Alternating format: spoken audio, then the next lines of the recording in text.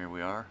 This is Pat McGuigan with U.S. Representative James Lankford of Oklahoma City. Representative Lankford, thank you for your time. We are this weekend, while you're in Oklahoma City, you're participating in a religious freedom rally that originated with Catholic leadership but has attracted a diverse range of Christian denominations and other citizens, including Southern Baptists like yourself. Talk about your motivation for getting involved in this cause. Yeah, religious freedom is a core principle. Obviously, the founding of the country was based around religious freedom. You can go back to the very beginnings, 1620, and watching the transition of individuals to come here for the sole purpose of religious freedom and escape. So this is a country it's been very important to them. Thomas Jefferson's and the writing that we have from there. What's the challenge is now that's being challenged. And it's being challenged on multiple fronts. The most obvious of those is the HHS ruling, telling religious organizations that they're going to have to change their perspective on contraceptives, on sterilization, on abortifacient drugs, or be fined. And the real focus of that, a lot of people talk about contraceptives with it, the real focus is really a religious liberty issue. Can this administration or any future administration say to a religious organization, I know what your doctrine is, but we have a different doctrine. That religious organization has to change their doctrine to the administration's doctrine, or we'll fine you as the federal government. Just Catholic hospitals are facing a $150 million fine next year if they don't change to the Obama doctrine for what their perspective is on contraceptives. That is a true religious liberty conflict there.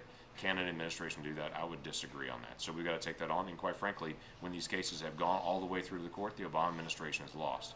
The greatest example of that is the Hosanna Tabor versus the EEOC, where the Obama administration took up the case of a minister that was fired from a Missouri Synod school, and they claimed that they had been fired for certain grounds. The Missouri Synod school said no, they've been fired for different grounds, and they're a minister, and so any religious organization has the ability to define who their ministers are. The Obama administration argued, no, that's not true, this is normal standard practice, and we're going to stand up and tell this church who their minister can be. Well, the lower courts all stood by the Obama administration and went to the Supreme Court, and the Supreme Court and this Supreme Court threw that out 9-0. The Obama administration lost 9-0 and said, no, churches have the inherent right to define who their minister is, and the government can't step in and do that. Well, if you've got Elena Kagan and Sotomayor voting against this administration, saying, no, there's religious freedom and you're fighting against it, I think it'll be just as clear in future days dealing with the HHS mandate as well, but we've got to get to that point. Broad overview real quick. Rather than talking about the health care law per se, let's assume that it is overruled in part or in whole. What are the options for Congress and the states in the wake of that?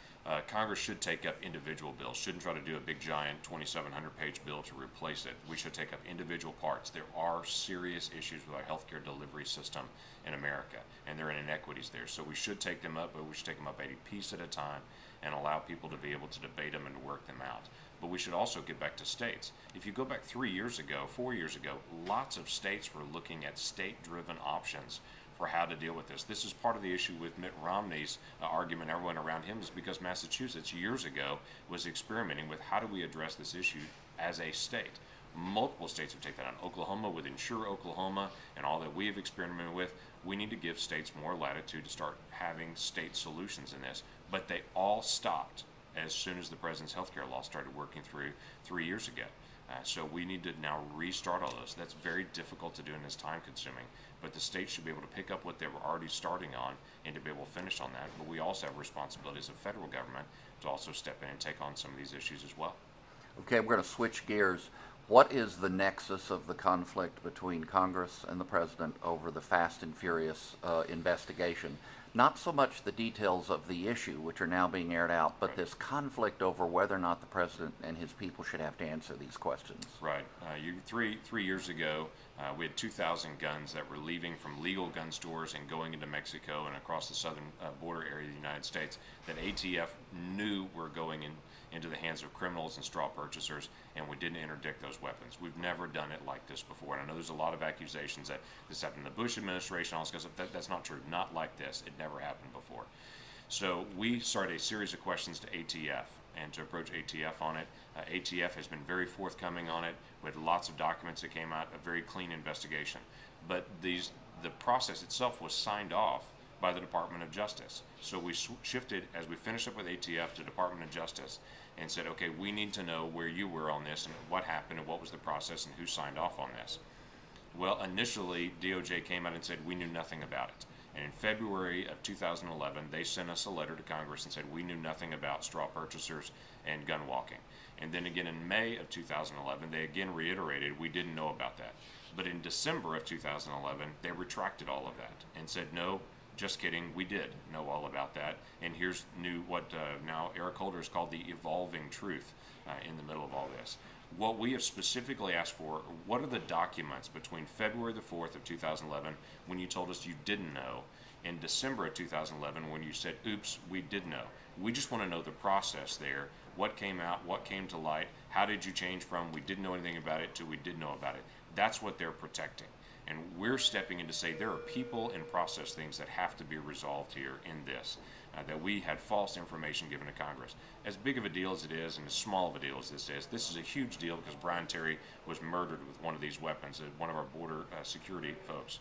But you go to Roger Clemens' case that the Department of Justice pursued for months and months and spent millions of dollars on. The Roger Clemens case was entirely about, did he lie to Congress? And the Department of Justice spent millions of dollars dealing with that. We're dealing with that same issue, but now that same Department of Justice says we're not going to talk about it. In fact, we're going to claim executive privilege so we don't have to discuss this. Thank you for your time. I know we'll be talking to you again. Thank you, Congressman Lankford.